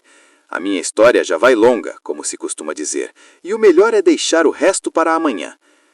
Longa e triste, pensei eu, enquanto aquela boa alma descia a escada para receber o médico. Não era exatamente o tipo de história que eu escolheria para me distrair, mas não importa. Extrairei remédios balsâmicos das ervas amargas de Mrs. Dean. Porém, tenho antes de mais nada que tomar cuidado com o fascínio que espreita nos olhos cintilhantes de Catherine Heathcliff. Iria me meter num lindo saraivo se o meu coração sucumbisse aos encantos dessa jovem senhora, e a filha se revelasse a segunda edição da mãe. Capítulo 15. Outra semana se passara, e eu cada dia mais perto da saúde e da primavera. Já ouvi inteirinha a história da vida do meu vizinho, contada em várias sessões, sempre que a governanta fazia uma pausa em outros afazeres mais importantes. Continuarei a contar a história pelas suas próprias palavras, apenas um pouco mais resumida. Ela é, na verdade, uma excelente narradora, e eu não sou capaz de melhorar o seu estilo. Nessa tarde, recomeçou ela, na tarde do dia em que fui ao alto dos vendavais, sabia, como se estivesse a vê-lo, que Mr. Heathcliff andava a rondar a casa. Por isso evitei sair, pois tinha ainda em meu poder a carta que ele me incumbira de entregar, e não queria ser ameaçada de novo. Tinha decidido não a dar à senhora enquanto meu patrão estivesse em casa, uma vez que não podia imaginar qual seria a reação dela. Por essa razão, a carta só foi entregue ao fim de 3 dias. O 4º dia era domingo, e só quando toda a família já tinha saído para a missa, subi ao quarto da senhora e lhe entreguei a carta. Ficara apenas um criado a guardar a casa comigo, e durante as horas da missa era costume mantermos as portas trancadas. Naquele dia, porém, o tempo estava tão ameno e agradável que resolvi deixá-las abertas para cumprir a minha promessa. E, para afastar o outro serviçal, disse-lhe que a senhora desejava comer laranjas e que era necessário que ele desse um salto à vila para ir comprá-las e que eu no dia seguinte as iria lá pagar. Assim que saiu, subi as escadas. Mrs. Linton estava, como de costume, sentada à janela. Trazia um vestido branco a cair solto e sobre os ombros uma pequena romeira. Quando caíra à cama, tinham-lhe cortado grande parte do cabelo espesso e longo, e agora penteava-o com simplicidade, com os caracóis a cair soltos sobre as têmporas e a nuca. A aparência de Catherine, como eu dissera a Heathcliff, tinha mudado bastante. Todavia, quando estava mais calma, parecia que dessa mudança irradiava uma beleza sobrenatural. O brilho cintilante dos seus olhos dera lugar a um olhar sonhador e melancólico que dava a impressão não de fitar os objetos à sua volta, mas de se fixar além, muito mais além, quem sabe se fora deste mundo. Também a palidez do seu rosto, se bem que já sem os traços escavados da magreza e as faces mais compostas, e a expressão própria do seu estado mentalmente conturbado, contribuíam para acentuar o interesse comovente que sua imagem suscitava, embora revelassem dolorosamente suas causas. Eu não tinha quaisquer dúvidas, e penso que qualquer outra pessoa que a visse não as teria, de que seu aspecto refutava qualquer prova tangível de convalescência e a condenava ao definhamento. À sua frente, pousado no parapeito da janela, estava um livro cujas folhas se agitavam à passagem da brisa que corria quase imperceptível. Creio ter sido Linton quem ali o deixara, pois Catherine não se distraía com a leitura nem com qualquer outra ocupação semelhante. Era ele quem passava horas a fio tentando cativar sua atenção para assuntos que outrora a interessavam. Ela tinha consciência do esforço que ele fazia, e quando a boa disposição lhe o permitia, suportava tudo com serenidade, mostrando apenas a inutilidade de tais esforços ao suspirar de vez em quando, desmotivando-o finalmente com beijos e melancólicos sorrisos. Outras vezes, voltava-lhe as costas, petulante, e escondia o rosto entre as mãos, chegando mesmo a mandá-lo embora. Ele apercebia-se então que melhor era deixá-la sozinha, pois a sua presença de nada lhe valia. Os sinos da capela de Gimmerton repicavam ainda, e os murmúrios suaves das águas da ribeira correndo no vale chegavam aos meus ouvidos. Eram aprazíveis substitutos dos murmúrios musicais da folhagem estival ainda ausentes, que quando as árvores se cobriam de folhas, abafavam os outros sons que ecoavam pela granja. Era a música das tardes calmas no alto dos vendavais, depois dos grandes degelos ou das grandes chuvas. E era no alto dos vendavais que Catherine pensava, se é que pensava ou escutava alguma coisa. Tinha aquele ar vago e distante que não denunciava qualquer reconhecimento das coisas materiais, fosse com os olhos ou com os ouvidos.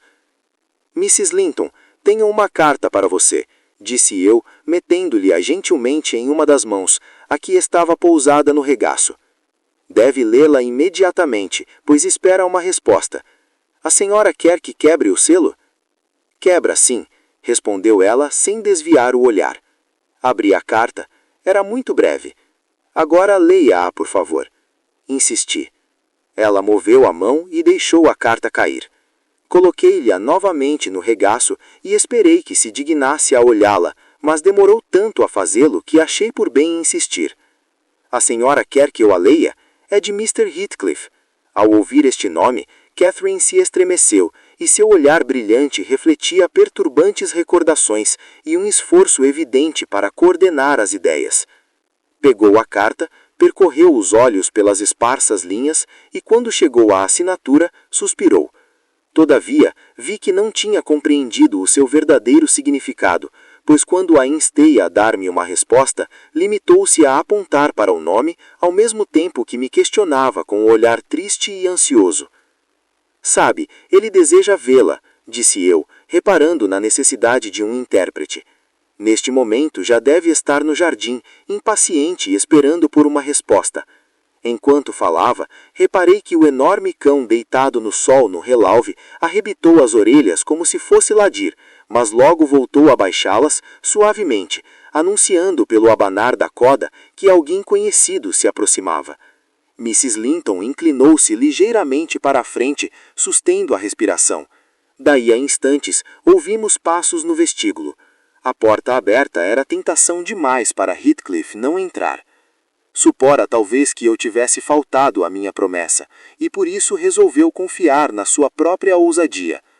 Catherine, não conseguindo conter a ansiedade, fixou o olhar na porta do quarto. Mr. Heathcliff não encontrou logo o quarto que procurava, e Catherine me fez sinal para que o ajudasse, mas isso não foi necessário, pois ele logo o encontrou, e com 2 passadas largas chegou junto dela e tomou-a nos braços. Durante mais de 5 minutos não falou e não afrouxou o abraço, e atrevo a dizer que aproveitou esse tempo para dar-lhe mais beijos do que jamais lhe dera em toda a vida. No entanto, foi a minha patroa quem o beijou primeiro, e era evidente que enfrentar o olhar dela era uma agonia para ele. Desde o primeiro momento em que a viu, ficou convicto, tal como eu, de que não havia qualquer esperança de recuperação e de que estava condenada à morte. Oh, Cat, oh, minha vida, como é que posso suportar esta dor? Foram as primeiras palavras que proferiu, num tom onde não realçava o desejo de mascarar o desespero. Seus olhos fixavam-na com tanta intensidade que julguei esse olhar capaz de rasar os seus olhos de água, mas as lágrimas nem tiveram tempo de rolar, pois a angústia as secou primeiro. E agora? Perguntou Catherine, recostando-se na cadeira e retribuindo-lhe o olhar com um súbito endurecimento da expressão. Seu humor era como um catavento, sempre ao sabor dos caprichos. Tu e Edgar destroçaram o meu coração, Heathcliff, e vem agora lamentar-se ambos junto de mim como se fossem as vítimas.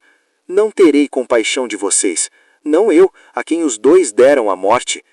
Penso que lucraste com a situação. Olha como estás forte.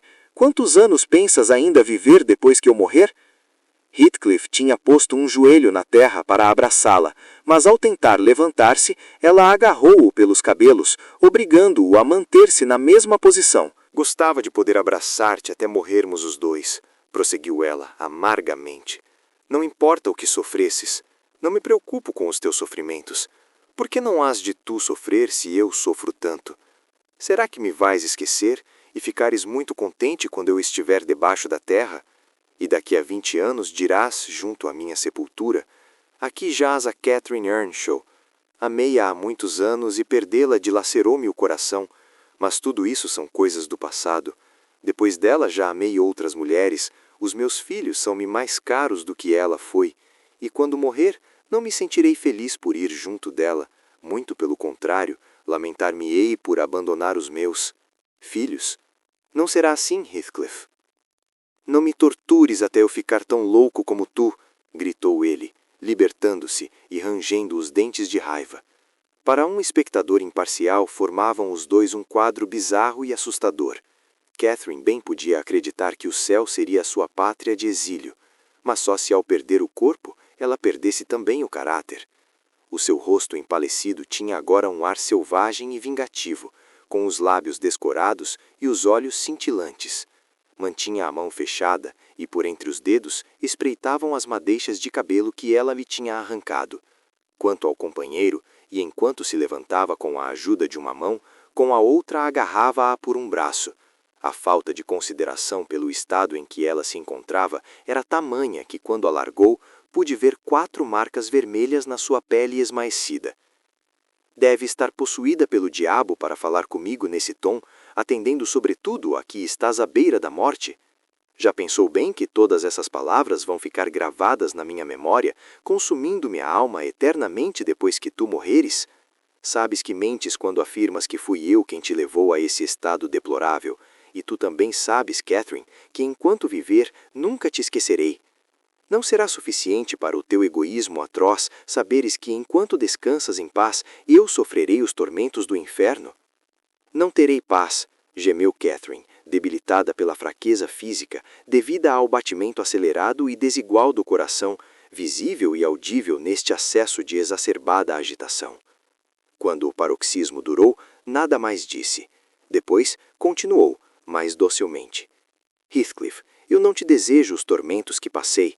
Só quero que nunca mais nos separemos, e se algum dia as minhas palavras te angustiarem, lembra-te de que sentirei a mesma angústia debaixo da terra. E pelo que sentes por mim, perdoa-me, por favor. Chega-te perto de mim e ajoelha-te novamente. Tu nunca na tua vida me fizeste mal algum. Se algum rancor ainda guardas, será pior recordá-lo do que as minhas palavras ásperas. Vem, aproxima-te outra vez. Heathcliff colocou-se atrás das costas da cadeira e inclinou-se para ela, mas de maneira que Catherine não pudesse ver-lhe o rosto, pálido de emoção. Ela voltou a cabeça para olhar para ele, mas ele não a deixou, afastando-se bruscamente junto da lareira, onde permaneceu em silêncio e de costas para nós duas. O olhar de Mrs. Linton seguiu-o com desconfiança. Cada movimento despertava nela um novo sentimento. Após uma pausa e um prolongado olhar, Catherine prosseguiu, dirigindo-se agora a mim, num tom de desapontamento e indignação. Vês, Nelly, ele não tenta por um momento salvar-me da sepultura. É assim que ele me ama. Mas não faz mal, este não é o Heathcliff que eu amo. A esse continuo a amá-lo e levarei-o comigo. Esse faz parte da minha alma. E, acima de tudo, disse ela, pensativa, o que mais me aflige é esta prisão. Estou cansada de estar aqui encarcerada. Só desejo fugir para esse mundo glorioso e não mais dali sair. Não quero vê-lo turvado por lágrimas, nem desejá-lo entre as paredes de um coração dolorido, mas sim estar com ele e nele, na verdadeira acepção das palavras. Olha, Nelly, tu pensas que tens mais sorte do que eu porque tens saúde e forças, e por isso tens pena de mim, mas não tenha, pois em breve tudo mudará. Serei eu a ter pena de ti porque estarei incomparavelmente muito além e muito acima de vocês. Admiro-me que ele não queira estar junto de mim. E continuou a falar sozinha. Pensei que era isso que ele queria. Heathcliff, meu querido, não fique zangado. Vem para junto de mim. Num impulso, Catherine levantou-se apoiando-se nos braços da cadeira. Heathcliff voltou-se para ela em resposta a tão resoluto apelo, com um semblante toldado pelo desespero. Os olhos dela, desmedidos e umedecidos pelas lágrimas, lançaram-lhe, por fim, um olhar ameaçador, e seu peito arfou em convulsões. Nem um segundo eles se mantiveram afastados, de tal sorte que mal pude observar o reencontro. Catherine deu um salto e Heathcliff recebeu-a nos braços, enlaçando-se os dois num abraço do qual eu pensei que a minha senhora jamais se livraria viva. De fato, aos meus olhos, ela parecia inanimada. Ele deixou-se cair no sofá mais próximo, e quando me aproximei para me certificar de que Catherine não tinha desmaiado, ele rosnava e espumava como um cão raivoso, apertando-a contra o peito, possuído pela avidez e pelo ciúme. Senti que esta criatura não pertencia à minha espécie, pois parecia não me compreender enquanto falava com ele, e por isso me afastei, perplexa, abstendo-me de emitir opinião alguma. Quando Catherine moveu a mão para agarrar o pescoço de Heathcliff e encostar seu rosto a ele, sosseguei um pouco mais. Entretanto, ele retribuía o gesto dela com frenéticas carícias, dizendo furiosamente: "Mostraste-me agora o quão cruel tem sido, cruel e falsa. Por que me desprezaste, Cat? Por que traíste o teu próprio coração? Não tenho nenhuma palavra de conforto para te dar. Tu mereces tudo o que por aqui estás passando. Mataste-te a ti mesma. Sim, podes beijar-me e chorar quanto quiseres, arrancar-me beijos e lágrimas, mas eles queimarão-te e serás amaldiçoada. Se me amaves, por que me deixaste? Com que direito? Responde-me. Por causa da mera inclinação que sentias por Linton? Pois não foi a miséria, nem a degradação, nem a morte, nem nada que Deus ou Satanás pudessem enviar que nos separou? Foste tu, de livre vontade, que o fizeste. Não fui eu quem despedaçou o teu coração. Tu mesma fizeste isso, e despedaçando o teu, despedacei o meu também. Tanto pior para mim, que sou forte e saudável. Que eu desejo continuar a viver? Que vida levarei quando... Oh, Deus! Gostarias tu de viver com a alma na sepultura? Deixa-me em paz, deixa-me, suplicou Catherine, soluçando. Se errei, vou morrer por isso. Não achas que é suficiente? Tu também me abandonaste, mas eu não te censuro. Eu te perdoo. Perdoa-me tu mesmo. Não é fácil perdoar olhar para esses olhos e agarrar essas mãos míridas, respondeu ele. Beija-me e não me deixe ver teus olhos. Perdoo o mal que me fizeste. Eu amo a minha assassina. Mas e a tua? Como poderei perdoá-la? Quedaram-se os dois em silêncio, com as faces encostadas, lavadas pelos mesmos trevos. Eu creio que ambos choravam, pois Heathcliff só em ocasiões como esta choraria. Entretanto, a inquietação começou a atormentar-me. A tarde escoou-se num instante, e o homem que eu havia mandado às aranhas já vinha de volta e já se avistava ao longe, à luz do sol poente, que iluminava todo o vale, a multidão de fiéis no adro da capela de Gimmerton. A missa já terminou, anunciei. O meu patrão estará de volta em menos de meia hora. Heathcliff resmungou qualquer coisa, apertando contra o peito uma Catherine, que continuava inerte. Pouco tempo depois, reparei num grupo de criados que vinha estrada acima, a caminho da área da cozinha. Mr. Linton já não devia estar longe. Ele próprio abriu o portão e continuou paulatinamente o seu percurso, como se a saborear aquela tarde esplendorosa, tão semelhante às de verão. Ele já chegou, exclamei. Por amor de Deus, apressem-se. Ainda pode ir-se embora sem se cruzar com ninguém nas escadas. Seja rápido e deixe-se ficar escondido entre as árvores até ele entrar. Tenho de ir, Cathy, disse Heathcliff, tentando libertar-se dos braços da companheira. Mas se eu não morrer, voltarei outra vez antes de tu adormeceres. Não me afastarei mais de 5 jardas da tua janela. Não vás, pediu ela, agarrando-se a ele com a convicção que as suas débeis forças permitiam. Tenho a certeza de que não devias ir. É só por 1 hora, suplicou ele. Nem que fosse por 1 minuto. Tenho de ir, não tarda, o Linton aparece cá em cima, insistiu o intruso, denunciando alguma preocupação. E ter-se-ia levantado se conseguisse libertar-se dos dedos que o prendiam. Mas Catherine agarrou-o ainda com mais força. Podia-se ver pela expressão do rosto dela que tinha tomado uma decisão irracional. Não, gritou ela. Oh, não, não vá, não vá. Esta é a última vez. Edgar não nos fará mal. Se fores, eu morrerei, Heathcliff. Maldição, aí vem ele, gritou Heathcliff, voltando a sentar-se. Não diga nada, Catherine, e não se preocupe que eu fico aqui contigo, e se ele me matar, exalarei o último suspiro com uma bênção nas lábias. Tornaram a abraçar-se. Ouvi o meu patrão subir as escadas. Suores frios escorriam-me pela fronte. Eu estava apavorada. O senhor vai ouvir os desvairos dela? Perguntei, indignada. Ela não sabe o que diz. Vai arruiná-la só porque ela não tem capacidade de se ajudar a si própria. Levante-se, ainda há tempo de fugir. Este é o ato mais diabólico que o senhor cometeu em toda a sua vida. Estamos todos mortos, o senhor, a senhora e a criada. Eu contorcia as mãos e gritava tanto que Mr. Linton estugou o passo ao ouvir meus gritos. No meio da minha agitação, fiquei, porém, mais tranquila quando percebi que os braços e a cabeça de Catherine pendiam inertes. Desmaiou ou morreu? Tanto melhor, pensei. Antes morrer do que ser um bardo de infelicidade para quantos a rodeavam. Edgar atirou-se ao hóspede indesejado, lívido de raiva e estupefação.